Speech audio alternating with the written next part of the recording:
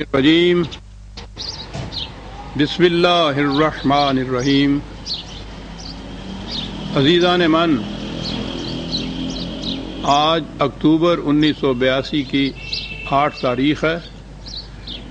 درس قرآن کریم کا آغاز سورہ النجم سے ہونا ہے، لیکن میں نے جیسا کہ پچھلے درس میں عرض کیا تھا،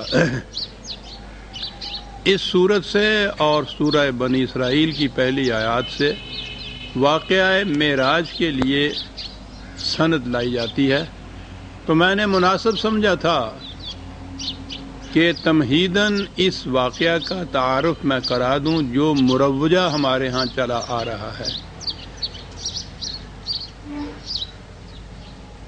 اس واقعہ کو 2 مراحل میں تقسیم کیا جاتا ہے۔ مرحلہ اول نبی اکرم صلی اللہ علیہ وسلم کا مکہ معظمہ سے بیت المقدس یا یروشلم جانا، اور مرحلہ دوم وہاں سے آسمانوں کی سیر کرتے ہوئے بارگاہ خداوندی میں پہنچنا اور وہاں خدا کے ساتھ ہم کلام ہونا، یعنی عرش عظیم پہ پہنچنا خدا کی ملاقات کے لیے۔ یہ دوسرا مرحلہ تھا۔ پہلے مرحلے کا ذکر سابقہ درس میں آ گیا تھا۔ میں نے عرض کیا تھا کہ اس تفصیل کے لیے متقدمین کی تفسیروں میں جانے کی بجائے خود ہمارے دور کے یہ جو مفسر گزرے ہیں، حال ہی میں جو ان کا انتقال ہوا، سید ابوالعلا مودودی صاحب، تو انہوں نے جو سرگزشت پیش کی ہے وہ مبنی ہے روایات پر ہی، تفاسیر پر ہی، لیکن میں نے انہی کی زبان میں اسے پیش کرنا زیادہ مناسب سمجھا تھا۔ پہلا مرحلہ پیش کر لیا تھا میں نے، اس کے بعد یعنی حضور وہاں تشریف لے گئے بیت المقدس میں انبیاء کرام نے آپ کی امامت میں اقتداء میں نماز ادا کی، اور اس کے بعد ایک سیڑھی آپ کے سامنے پیش کی گئی اور جبریل اس کے ذریعے سے آپ کو آسمان کی طرف لے چلے۔ عربی زبان میں سیڑھی کو معراج کہتے ہیں، اور اسی مناسبت سے یہ سارا واقعہ معراج کے نام سے مشہور ہے۔ تو اب یہ دوسرا مرحلہ شروع ہوا۔ اس سیڑھی کے ذریعے جبریل حضور کو آسمانوں کی طرف لے گئے۔ تفصیل اس کی ذرا طویل ہے، لیکن چونکہ یہ موضوع سامنے آ گیا ہے تو میں سمجھتا ہوں کہ وہ تفصیل بھی اس سلسلے میں مناسب رہے گا کہ وہ بھی آپ کے سامنے آ جائے، وہ بھی متعلق ہے اس سے۔ پہلے آسمان پر پہنچے تو دروازہ بند تھا، یہ تفصیل دی ہوئی ہے مودودی صاحب نے۔ محافظ فرشتوں نے پوچھا کون آتا ہے؟ جبریل نے اپنا نام بتایا، پوچھا تمہارے ساتھ کون ہے؟ جبریل نے کہا محمد صلی اللہ علیہ وسلم۔ پوچھا کیا انہیں بلایا گیا ہے؟ کہا ہاں۔ تب دروازہ کھلا، یعنی آسمان کا دروازہ جو بند تھا اس کے بعد پھر دروازہ کھلا اور آپ کا پرتپاک خیر مقدم کیا گیا۔ یہاں آپ کا تعارف فرشتوں اور انسانی ارواح کی ان بڑی بڑی شخصیتوں سے ہوا جو اس مرحلہ پر مقیم تھیں۔ ان میں نمایاں شخصیت ایک ایسے بزرگ کی تھی جو انسانی بناوٹ کا مکمل نمونہ تھے، چہرے مہرے اور جسم کی ساخت میں کسی پہلو سے کوئی نقص نہ تھا یعنی وہ جسمانی شکل کے اندر، جسمانی پیکر میں وہاں موجود تھے، اسی لیے کہا نا کہ چہرے مہرے اور جسم کی ساخت میں کسی پہلو سے کوئی نقص نہ تھا۔ جبریل نے بتایا کہ یہ آدم ہیں، آپ کے مہر سے اعلیٰ۔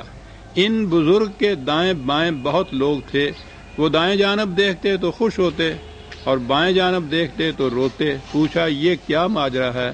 بتایا گیا کہ یہ نسل آدم ہے۔ آدم اپنی اولاد کے نیک لوگوں کو دیکھ کر خوش ہوتے ہیں اور برے لوگوں کو دیکھ کر روتے ہیں۔ پھر آپ کو تفصیلی مشاہدہ کا موقع دیا گیا۔ ایک جگہ آپ نے دیکھا کہ کچھ لوگ کھیتی کاٹ رہے ہیں، اور جتنی کاٹتے جاتے ہیں اتنی ہی وہ بڑھتی جاتی ہے۔ پوچھا یہ کون ہیں؟ کہا گیا کہ یہ خدا کی راہ میں جہاد کرنے والے ہیں۔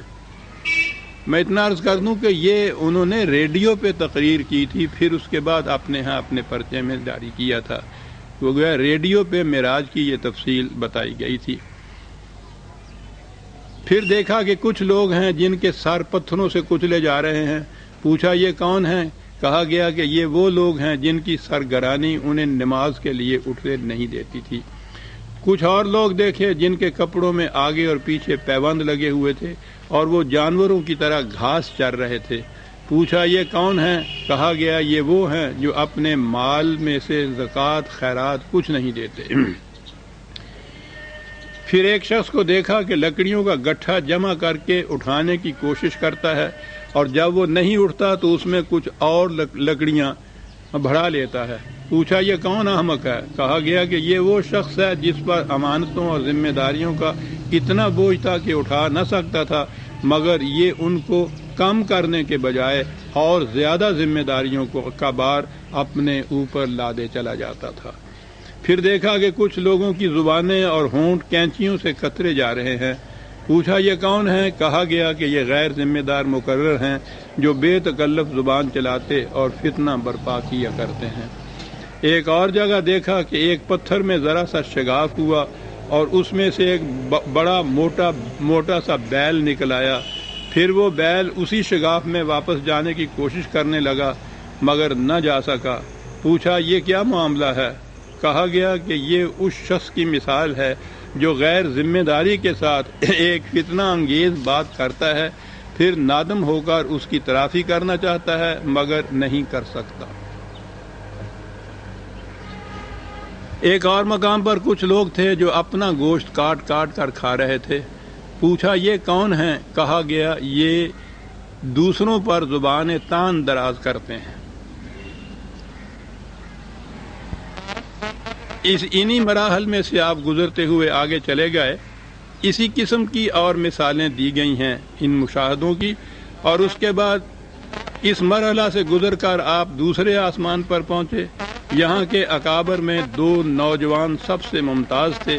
تعارف پر معلوم ہوا کہ یہ یحییٰ اور عیسیٰ علیہم السلام ہیں۔ تیسرے آسمان پر آپ کا تعارف ایک بزرگ سے کرایا گیا جن کا حسن عام انسانوں کے مقابلے میں ایسا تھا جیسا تاروں کے مقابلے میں چاندوی کا چاند۔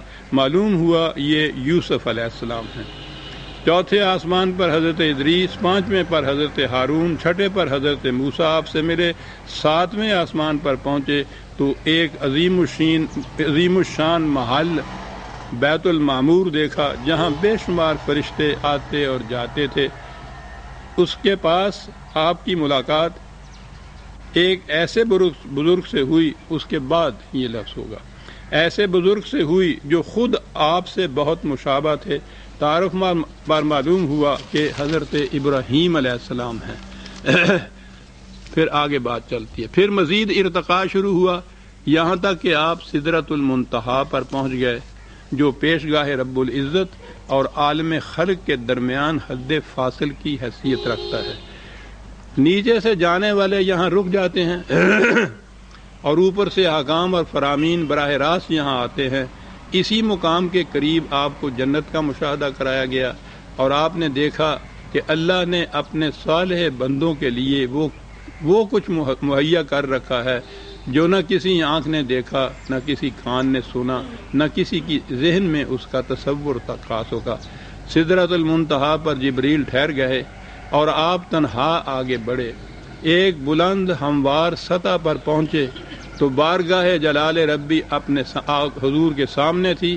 ہم کلامی کا شرف بخشا گیا۔ جو باتیں ارشاد ہوئیں ان میں سے چند یہ ہیں۔ ہر روز 50 نمازیں فرض کی گئیں۔ سورہ بقرہ کی آخری 2 آیتیں تعلیم فرمائی گئیں۔ شرک کے سوا دوسرے سب گناہوں کی بخشش کا امکان ظاہر کیا گیا۔ ارشاد ہوا کہ جو شخص نیکی کا ارادہ کرتا ہے اس کے حق میں نیکی لکھ لی جاتی ہے، اور جب وہ اس پر عمل کرتا ہے تو 10 نیکیاں لکھی جاتی ہیں، مگر جو برائی کا ارادہ کرتا ہے اس کے خلاف کچھ نہیں لکھا جاتا، اور جب وہ اس پر عمل کرتا ہے تو ایک ہی برائی لکھی جاتی ہے۔ پیشی خداوندی سے واپسی پر نیچے اترے تو حضرت موسیٰ علیہ السلام سے ملاقات ہوئی۔ یہ ٹکڑا